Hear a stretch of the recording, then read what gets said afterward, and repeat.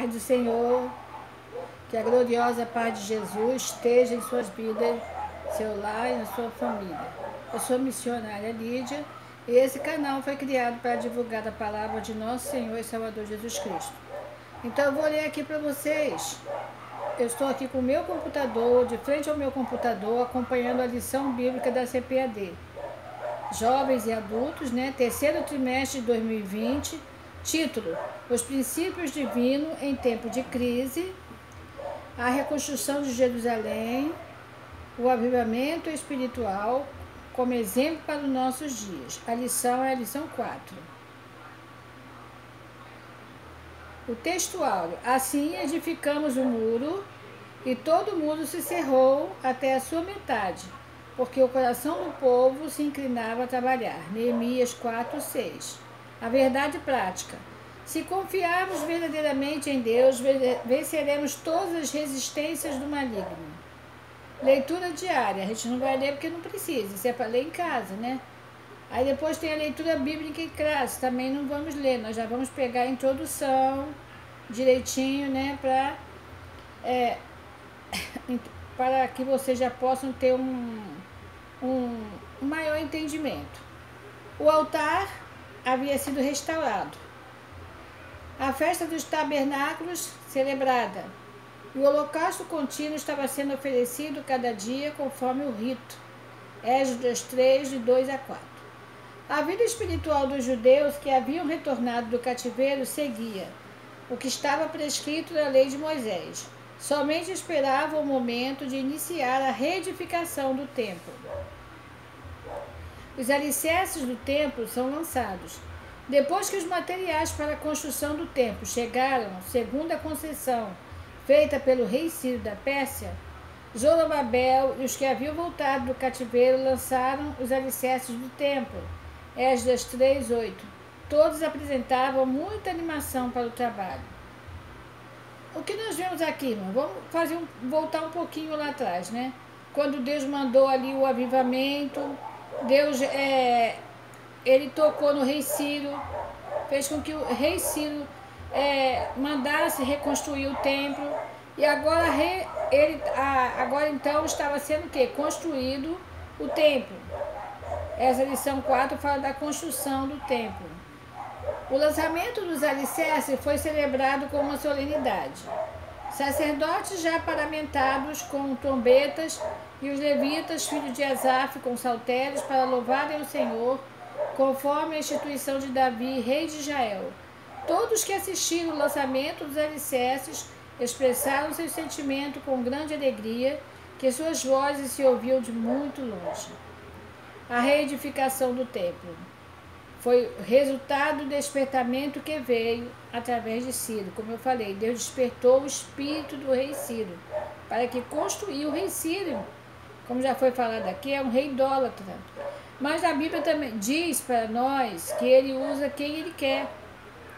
Deus usa quem ele quer, porque ele é Deus, ele toca, ele tem poder para tocar na mente das pessoas e fazer com que a pessoa realmente, conforme ele tocou lá em Faraó, endureceu o coração de Faraó, porque ele sabia que Faraó era mau, ela é um rei idólatra, jamais. Deus, por sua presciência, já sabia. Então ele fez com que Faraó ficasse mais duro, e aconteceu aquelas coisas todas com ele, que ele foi morto no mar, quando perseguia o povo dele. Nós vemos aqui, não podemos sair do assunto, O assunto aqui é reconstrução. Deus, quando ele estava ali com seus filhos, fazendo com que tudo acontecesse segundo a sua vontade santa e maravilhosa. Convém lembrar que o despertamento pentecostal que chegou ao Brasil em 1910 trouxe consigo uma verdadeira renovação da doutrina da Igreja de Deus, que pode ser simbolizada pelo templo de Deus.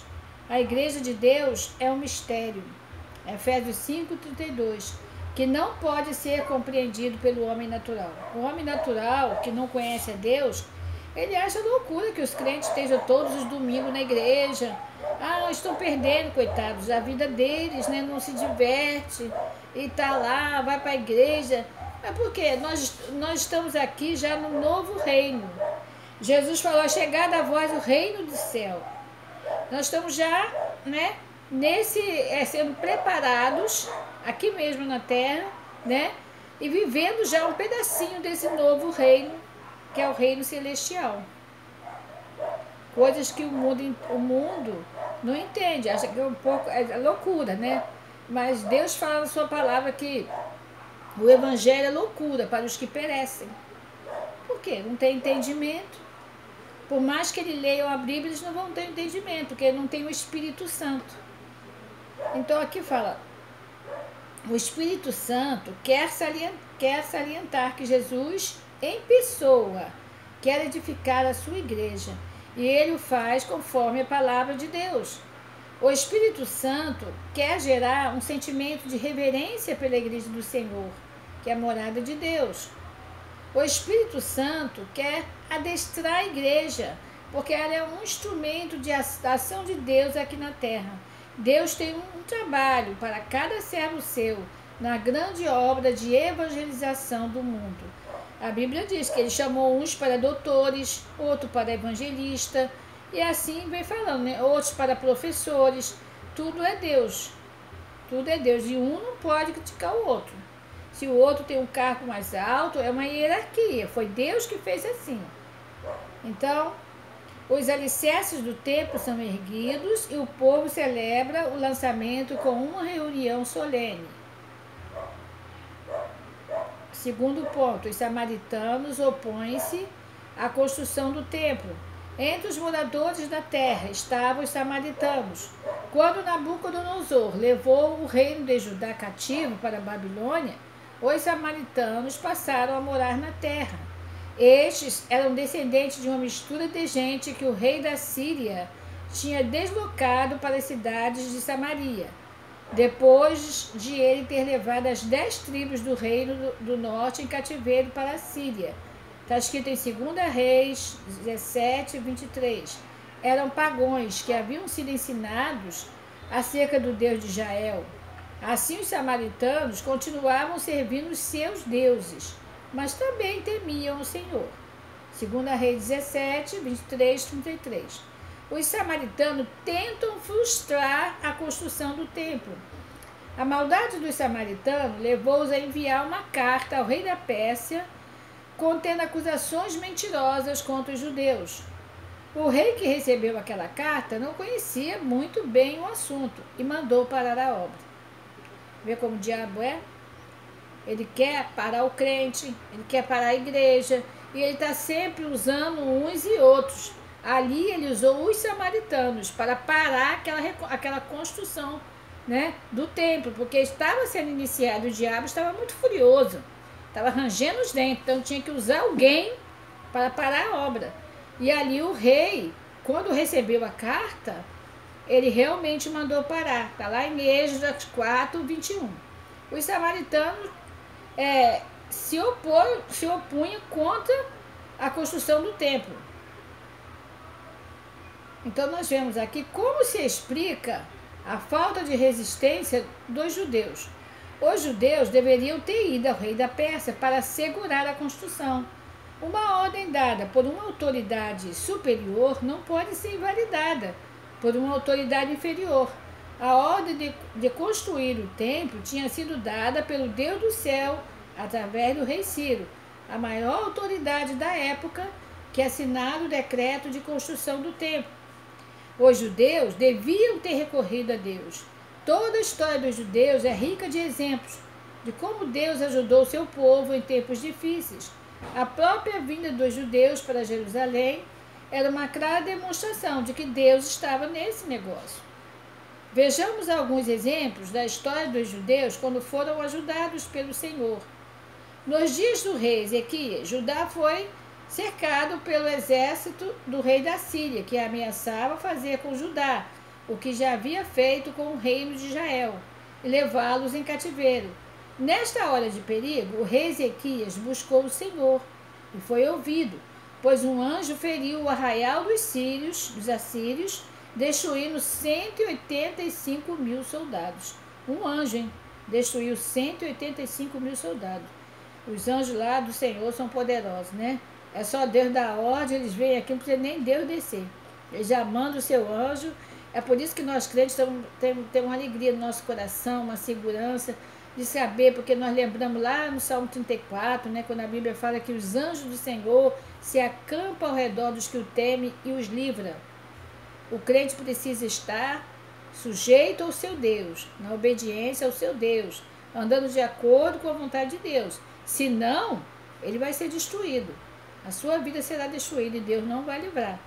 A alma, Deus livra, mas não o corpo, por causa da desobediência. Temos que andar em obediência ao Senhor. Então, vamos aqui. Aqui fala que eles deveriam ter recorrido a Deus, mas eles não recorreram. Nos dias do rei Josafá, ameaçados pelos amonitas e pelo moabita, os habitantes de Judá foram convocados pelo rei para pedirem socorro ao Senhor. Deus guerreou por eles, sem terem que lutar. Os inimigos foram desbaratados. Os muitos exemplos da ajuda de Deus no passado deviam ter inspirado os líderes do povo à resistência a essa maldade dos inimigos dos judeus. O motivo da falta de resistência dos judeus era de ordem espiritual. Zorobabel, o chefe político do povo judeu, até então tinha confiado em sua própria força. Zacarias 4:6. Quando as suas próprias forças se esgotaram, não teve mais condição de resistir, sentindo-se inteiramente desarmado diante do inimigo. Tá vendo? Josué, o sumo sacerdote e líder religioso do povo, estava com suas vestes manchadas. Zacarias 3:3. Esse fato tirou dele toda a autoridade espiritual. Diante do problema causado pelos inimigos, ele não tinha fé para buscar a ajuda de Deus Todo-Poderoso, uma vez que o mistério da fé é guardado em uma pura consciência. 1 Timóteo 3:9. Os judeus, né? Então eles não puderam resistir. E por isso foi parado, houve o que aconteceu. A reação dos samaritanos quando os judeus cessaram a obra. Vamos ver o que aconteceu. A tristeza dos judeus. O povo em geral, desde o início da construção, acompanhava o trabalho com simpatia. Os judeus trabalhavam com muito entusiasmo, com muita união.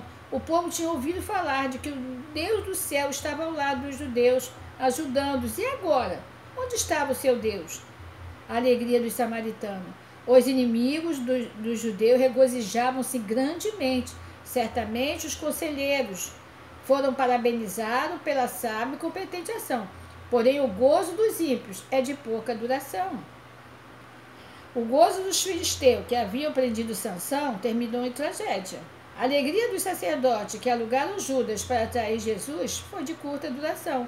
Com a ressurreição de Jesus, seus problemas se agravaram. O desânimo dos judeus.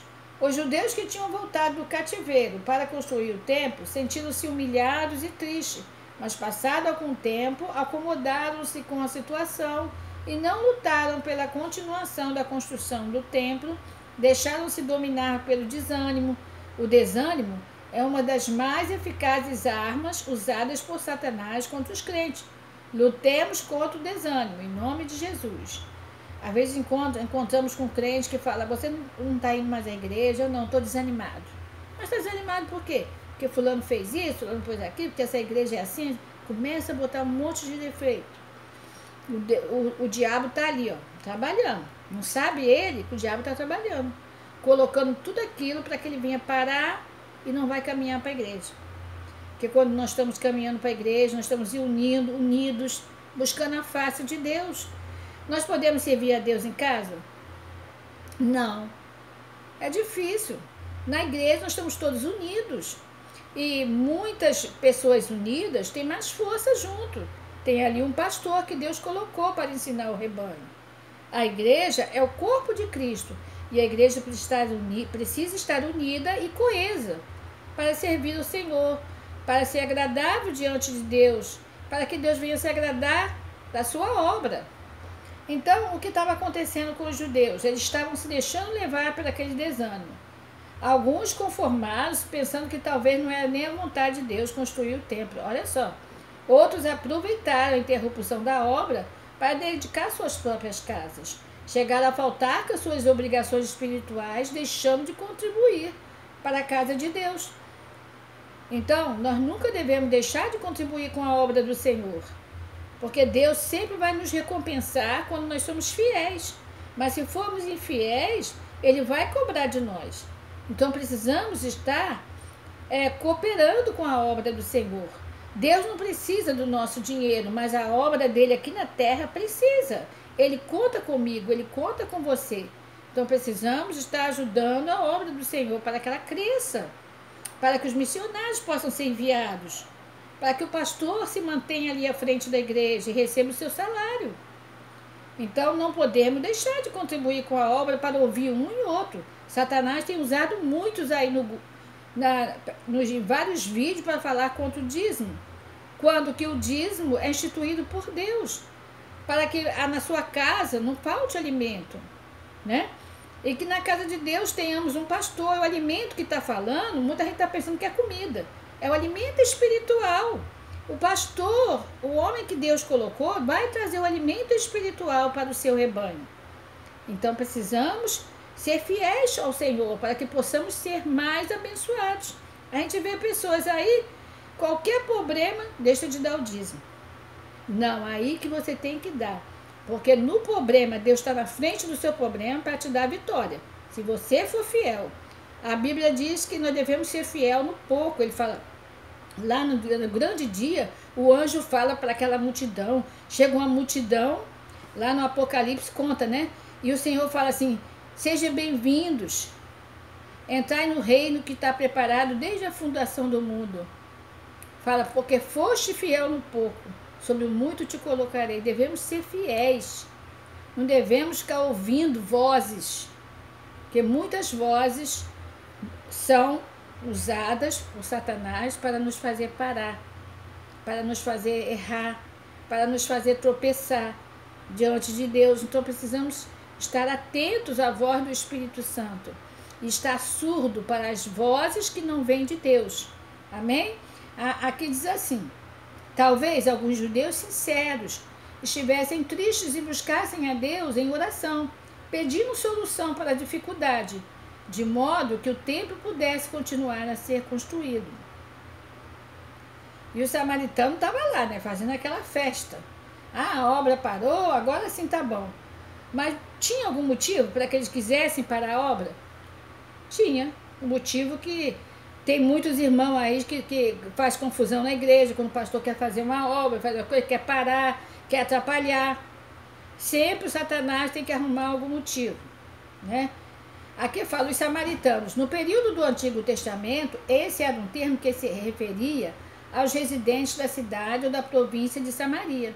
Algumas desavenças entre os residentes da Palestina Média e do Sul eram evidentes no período dos juízos, mas o sentimento foi intensificado com a formação do Reino do Norte de Israel sob Jeroboão I. De uma forma geral, os residentes de Israel e os cananeus praticavam uma mistura racial, social e religiosa. Os descendentes dessa população mista desejaram ajudar Zorobabel na construção do templo, afirmando que adoravam o mesmo Deus. Mas quando tiveram seu pedido negado, olha aí, eles se opuseram à construção. Depois que Neemias começou a reconstruir os muros de Jerusalém, esse servo do Senhor sofreu forte oposição por Sambalete, Gessem e Tobias. Sambalete era governador de Samaria. Sempre tem alguém que quer fazer a mesma coisa que os samaritanos, atrapalhar a obra de Deus. Mas se formos fiéis, se estivermos atentos à vontade de Deus, né, nada vai atrapalhar. Nós vamos parar por aqui porque já acabou a lição, né? É o final da lição. E eu quero dizer para vocês algo para nós refletirmos, né? Refletir o quê? Que a falta de união atrapalha a obra de Deus. A falta de sabedoria atrapalha a obra de Deus. A Bíblia diz que devemos ser um só em Cristo. O que quer dizer isso? Um mesmo espírito, o mesmo pensamento. O pastor falou, nós vamos analisar sim, mas não podemos nos levantar contra, né? Na igreja tudo tem ordem. Nós temos que estar junto, Nunca estar afastados, nunca estar de lado, sempre juntos. Porque juntos a nossa força será maior. Essa é a palavra que Deus tem me dado acerca dessa lição, né? E juntos e usando de sabedoria, para que nada venha atrapalhar a obra do Senhor. Amém? Na próxima lição estaremos vendo a continuidade, né, do que aconteceu depois, que virá coisas boas, né? Essa reconstrução de Jerusalém parou, mas ela vai continuar, porque Deus não dorme, Ele está atento e Ele vai entrar com a providência nessa causa. Mas nós vamos ver nas próximas lições. Amém? Deus abençoe você ricamente e que você participe desses estudos para você aprender mais um pouquinho também da palavra de Deus. Eu mesmo que estou aqui lendo, também estou aprendendo. Porque quem ensina aprende também, né? Deus abençoe, obrigado pela sua atenção. Se você gostou, deixe um comentário. Está gostando da lição? Deixe um comentário aí. E que Deus abençoe a sua vida.